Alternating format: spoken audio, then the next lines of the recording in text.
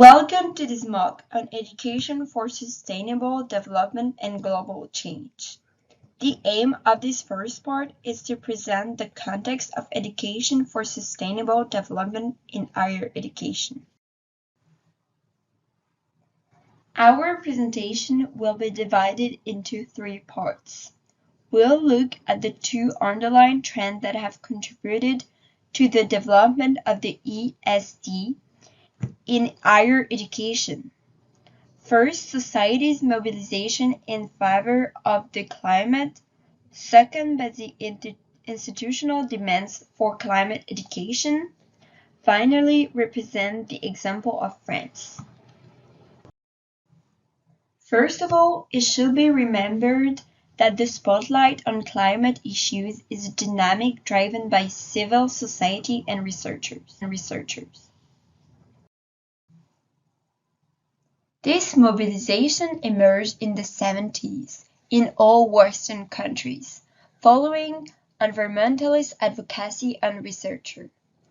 Rachel Carson, a biologist, published in 1962 Silent Spring.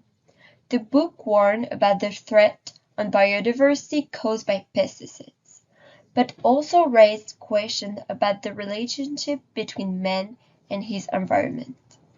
This was followed by the creation of major non-governmental organizations, such as Greenpeace in 1971 and Friends of the Earth in 1969.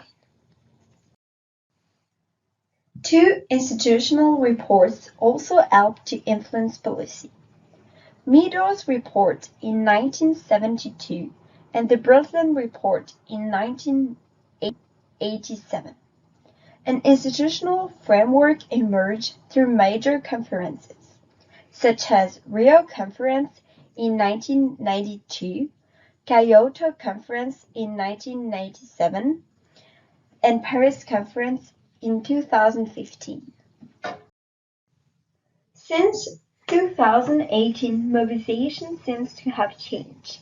The scale of now global with the major protests launched by Greta Thunberg. Major climate marches have been organized to put pressure on policymakers accused to not act. These demonstrations were massive, but mainly concerned Western countries, with peak mobilization in major cities such as Paris, with 50,000 demonstrators on March 16, 2019. Against this backdrop and in response to this growing pressure, a European framework for education has recently been put in place, and we shall see in the second part. In June 2022, the European Union defined a European framework of competencies for sustainable development, entitled Green Comp.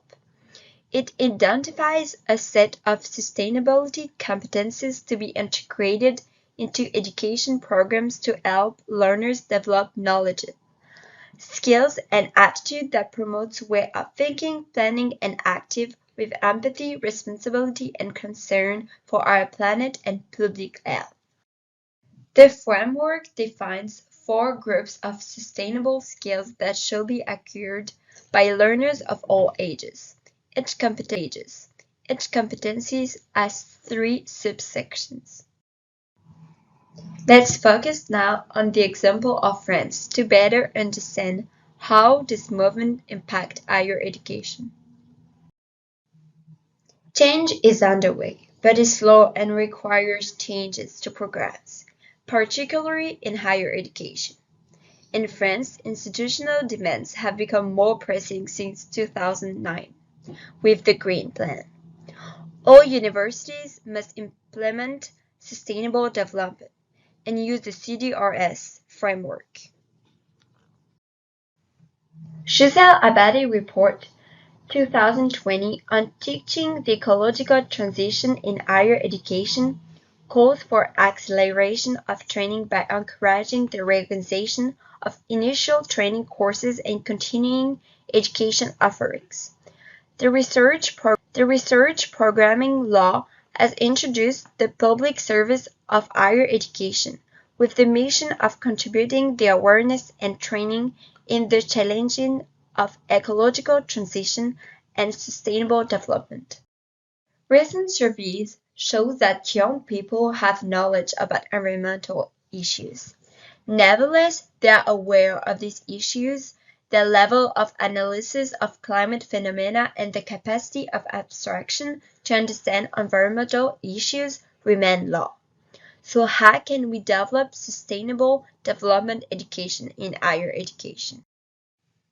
This concludes the first part of Module 1, and we thank you for listening. We invite you to follow the next video.